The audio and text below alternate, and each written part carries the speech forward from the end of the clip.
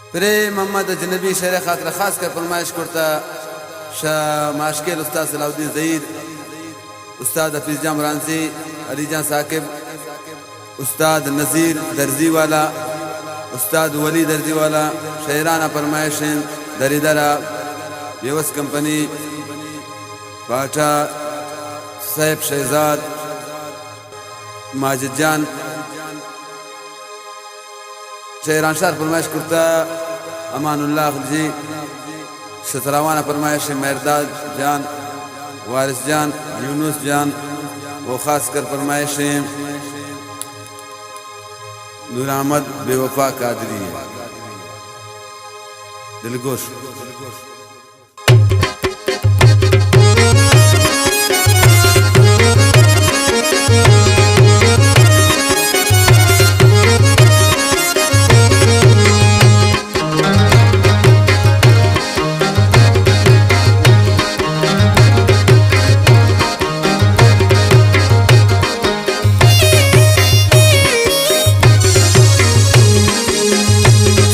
हारो साओ पतना मने सब जायला करता, वो रंजो गमाने हम हाय पम्मन बला करता। छोटे हारो साओ पतना मने सब जायला करता, वो रंजो गमाने मन बला करता।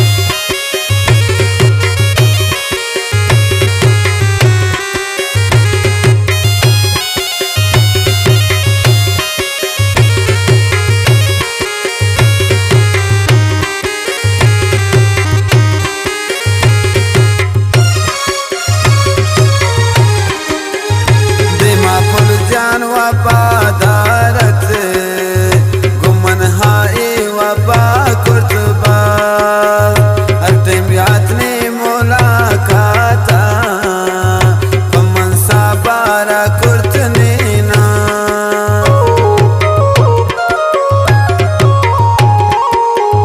बेमा पुल जान वफादारत गुमन हाय वफा कुर्तबा,